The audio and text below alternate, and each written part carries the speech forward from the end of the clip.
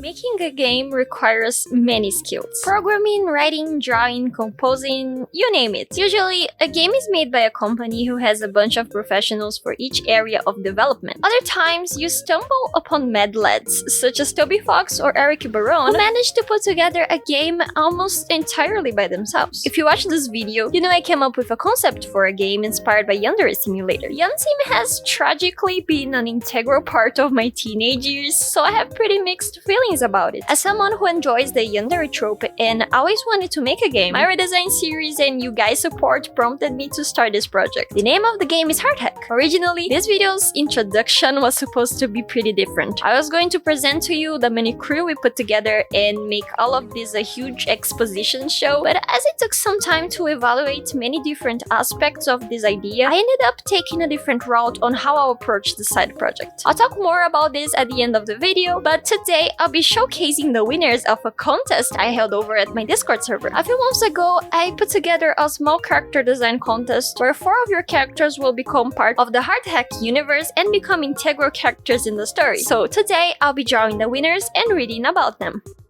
Okay, so let's start out with the most detailed characters to the most simple characters. Because when I first started the contest, there was a difference that I would pick one character for each category of characters I created, but it turned out that I didn't have any submissions for one specific category. So I was just like, I'm gonna pick the characters I like the best and the characters that I believe have been put the most effort on. So I'm basically going to be reading the document that has been sent over together with the character illustration. And at the end of reading whatever has been sent, I'm going to give a few of my thoughts and why I picked that character as a winner. So today we're gonna be starting with Melithia. I'm not sure if that's the correct way to pronounce the name, but when I saw that character, I knew it was going to be one of the winners. Its age is unknown, but in its human form, it's 20 years old. There's specifics about the birthday, height, traits, occupation, but I'm not going to be reading those right now. Let's jump right into the character introduction. The world's a stage, and they're always in the front row. Behind the counter of the 9 Muses, a grocery downtown near campus, stood a figure polished in a glass, neither overly friendly or aloof, but attuned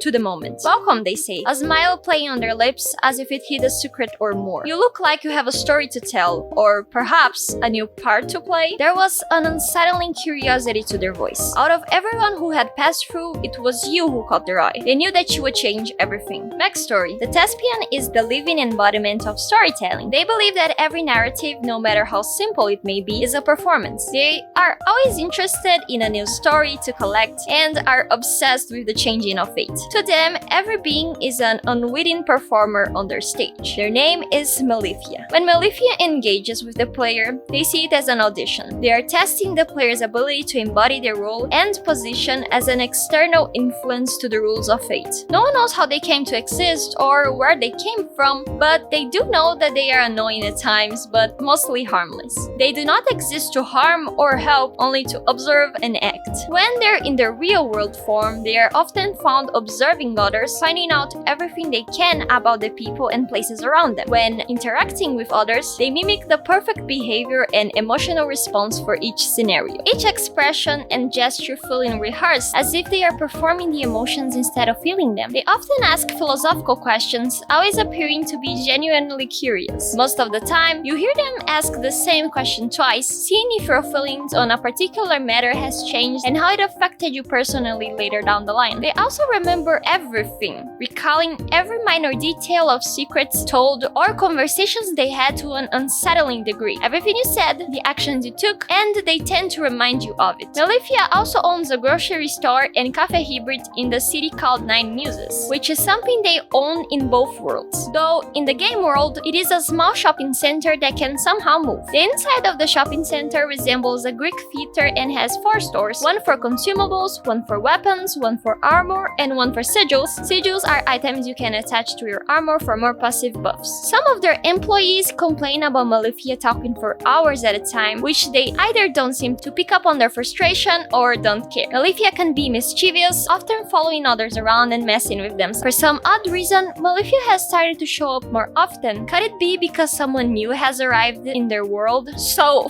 from the moment I saw this character, I knew it was going to be one of the winners because not only the art is incredibly amazing, the design is incredibly detailed, and it's so difficult. It was so difficult for me to draw. When I saw it, I was like flabbergasted. So I was like, okay, let me look through the others because we already have one winner. I need to pick the other winners. Like, this is truly incredible. Not only the art, because the art is impeccable, but the entirety of the character concept really blew me away. And I was like, this is the greatest thing. I like it so much. I really hope I will get to draw this character more often. I really need to practice my skills when drawing the metal skirt. I've been calling it a metal skirt on their game world form because I struggled so much, and you could notice I simplified a lot of the details because I was like, okay, this character is going to have to be a little more simplified because if I want to draw it more often, I won't be able to replicate the details so much all the time. So when I drew it, it went over a little bit of simplification. You can notice I only drew 2 hands, and the patterns are also simplified, but whenever I gather the courage, I can draw it in its entirety. Beautiful form. Thank you so much for submitting. This character was submitted and created by Ezra. You can find their socials here. I'm gonna leave a link in the description, and I'm gonna leave written here on the screen if you want to check out their socials. Thank you so much for submitting. I really enjoyed your character. It was very fun to draw.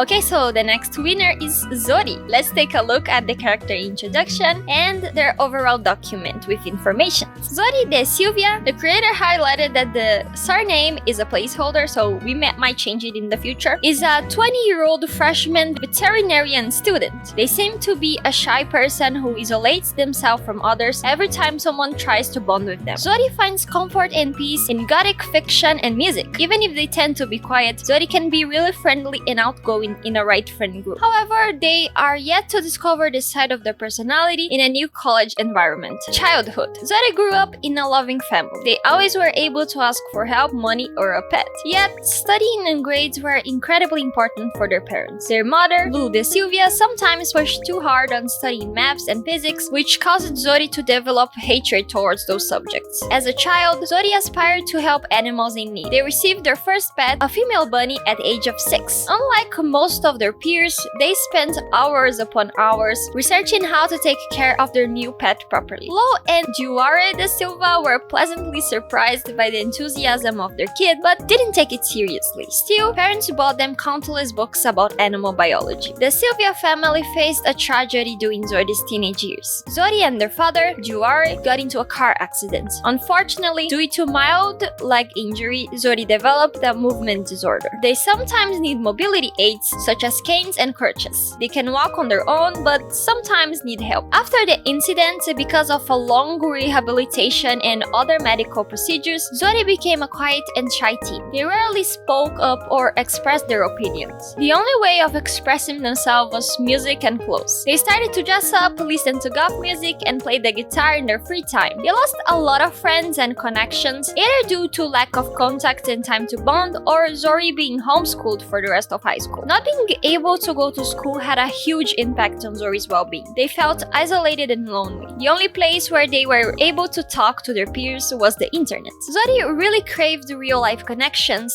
and they decided to follow their dream no matter what and study veterinary in college. They hope that they will find new friends and continue their passion for animals. College years. Medical bills after the incident made a huge dent in the family budget. The Silvia family was able to afford college education for their only child. Yet, Zori needed to find a job that could help them find an accessible housing for college years. The job they settled for was a library receptionist, and while the job required a bit of moving, they gladly accepted as the other jobs weren't much better. They managed to rent a medium apartment near the college. It was quite accessible and spacious. However, they always worried that it would become too expensive for them. They needed all this space not because of their disability, but the reptile pets they still had since their teenage years. As a freshman, Zori still tries to blend in and get used to a whole new lifestyle. They need quite a lot of time to adapt. Zori and the player. Players would be able to meet Zori in college, library, and town. They would gladly help them, but be resistant to any further interactions. So this was a character that I was pretty excited about because the design is really interesting. I was very inclined to also draw their casual look, but I was like, I'm not going to have enough time to make all of these drawings, so I just stuck to the uniform, which will probably be the outfit we're going to see most often. But the entirety of the color scheme and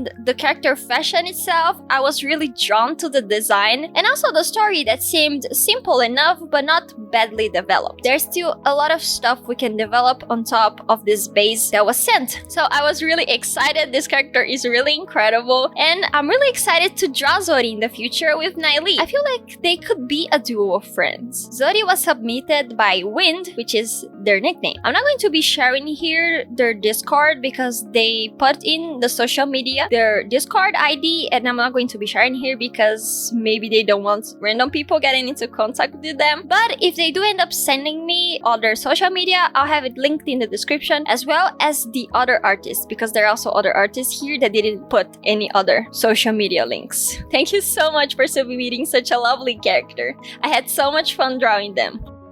The next character that is one of the winners is Olga Vera. She's 29 years old and her birthday is on April 09. So let's take a look at her character introduction. The college's only nurse is working in the nursing office on campus and dorms. She smells like cigarettes and disinfectant. Although most students think she is a vampire because of her punk clothing and piercings, she has been seen eating garlic bread, which disproves this theory. Even though she is famous for being cold and direct, she's also not dismissive at all, taking the smallest of pains as an early sign of one of the bunches of deadly diseases she dreams of encountering. This has made her physically unable to sugarcoat descriptions of symptoms and consequences of contracting any of them, which has earned her trust and disgust of the students, who know that she will treat their symptoms seriously no matter how insignificant they appear. She genuinely cares about the kids that come to the nursing office, and the usuals will gossip with her about other students and teachers' lives. Maybe you could get information from her or steal the various medkits and chemicals locked in the cabinets. Backstory: after graduating from nursing school at age 27 with the best grades on her class, Olga started working on her hometown campus as the only nurse after the last one quit. She wanted to work in a proper hospital, saving lives and coming face to face with the weird conditions she spent hours reading about in her textbooks, but ended up working with a bunch of teens and young adults with varying degrees of headaches and food poisoning symptoms. Seriously, they really have to change the water heater. It's going to give someone a serious infection someday. When she's not in the nursing office, she's probably in the parking lot of the smoking zone. She's interested in punk fashion, in deadly diseases, vampire movies and TV series, and old rom-coms. She also likes gossiping and D&D. She's good at her job and healing the players and NPCs. So for the gameplay ideas, as the closest form of medical care, she is a good healing spot for the player. If her character shows up in the other world, it will work the same way. NPCs damaged by Vesper could be found in the nursing office with different levels of sickness. The worst one would stay until the next day, when they would be sent to the hospital. NPCs damaged by Naili would also be sent there complaining about scratches and bruises. The worst one would be not there or would have Olga ignore you because she's trying to save their life. You can steal her keys to access the nursery office cabinets for health items and chemicals that could be used in battle. There's also some very cool first sketches in the document they sent, so I'm gonna display them on the screen because there's also an outside of work outfit she uses, and that's very interesting. I'll probably make a sketch of it later. Well, I'm gonna be honest with you, I kind of really chose this character because not only the art is super great, but I also really enjoy the character design itself. Her story is pretty basic, but I'm sure she can be a very loving character to everyone when developed further, and I definitely want to make some interactions between her and Ailey because I think they'll be very funny together. This character was submitted by OhNoSODA, which is an artist that has really nice artwork, and they also support me on Patreon, at least from the last time we've seen, because I haven't really checked Patreon in a while. But I'm gonna leave their card in the description, and you really should check out their art because their art is super great. I really like their art style and everything they do, so you should definitely check them out. And now we come to the last character, which is last character but definitely not least, because the art, the display art they put for the character was like one of the first ones I saw, and I was like, oh my god, it's so cute, because I really like the collage art style. So let's read everything there's reading about the character. Well, not everything, because there's a lot of things reading, but let's read what we have and what we can, because this video is already long enough. The last winner we have is called Mirasol Rice, or Mina for short. She's 21 years old and goes by they and she. Let's take a look at her character introduction. Mina is a kind-hearted, creative, and clever person. She sometimes comes off as a little awkward or shy, but they really try their best not to let their anxiety shine through. Despite the anxiety, Mina speaks up for the right of others. If she believes someone isn't acting like they should, she steps in to let them know they're in the wrong. This often leads to groups disliking Mina for their interruptions. When confrontation happens, Yoko, who is her best friend, is right by her side, ready to step in if things get dicey. Relationships. So there's a little chart for the characters' relationships with the family, friends, and enemies, and also a little bit of the backstory. So let's jump to the backstory and leave the characters' dynamics for another time. Backstory. Childhood. Middle school. Mina was often picked on as a kid, facing racism and countless mean comments during school. The only person she could confide in was enemies. Home life. It wasn't going too good at home either. Her parents argued a lot, and she was left at home with Avery, sometimes for days on end. Both characters mentioned are her brother and her friend. On her teenage years, when she moved to a different city, she ended up losing contact with Aramis, who was her friend. It was at this new high school that she met Yoko, and since then they have barely been apart. Her home life also changed a little. During her early years of high school, her mother, Unica, sabotaged multiple school events and had the school threaten her with pressing charges multiple times. All of that led to her parents separating. Her father, Darastin, finally received help and went to therapy for his issue. When Mina turned 17, they moved out, buying a small apartment close to her high school. There's also a little glimpse of this thing Mina has because she had a crazy stalker. She had an ex called Caruso Lorraine, who began restlessly stalking her for around 7 months after their breakup. Karu would follow Mina around her workplace, trying to get a glimpse of them. Karu had shown up outside her new apartment on countless occasions, forcing her to stay with Yoko. This only stopped when they got a restraining order against him. I think this specifically is a little interesting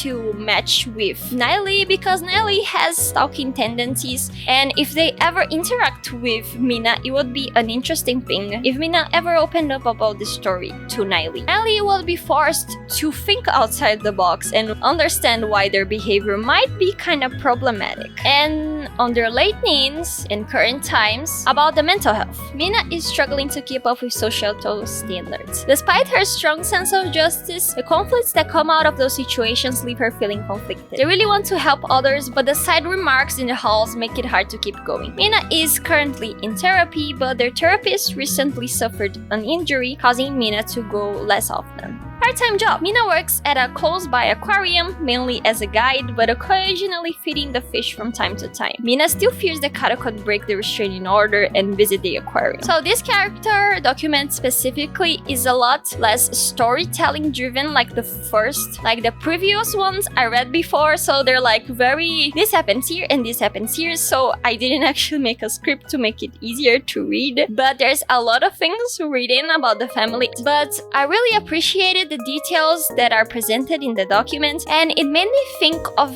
different scenarios where Mina and Niley would interact, and Mina overall with her family, maybe, and it got me thinking about comics, so that was nice. And again, I really like the character design. I think Mina is really pretty, so I definitely wanted her to become part of the cast. Well, this video is a lot longer than I expected, and I apologize for that. Yes, I've been meaning to make this video for a long time, especially since I held this contest like 2 months ago and I never came back with the winners. Can you guys forgive me? This time I promise that posting time will be back. I'll posting again regularly and I'll try my best. I spoke about this on the Discord server, but the game is going to be a side project. And thank you so much to the people who are still supporting me on Patreon. EliWasHere, OhNoSODA, and maera. Again, thank you so much for watching and I'll see you in the next video.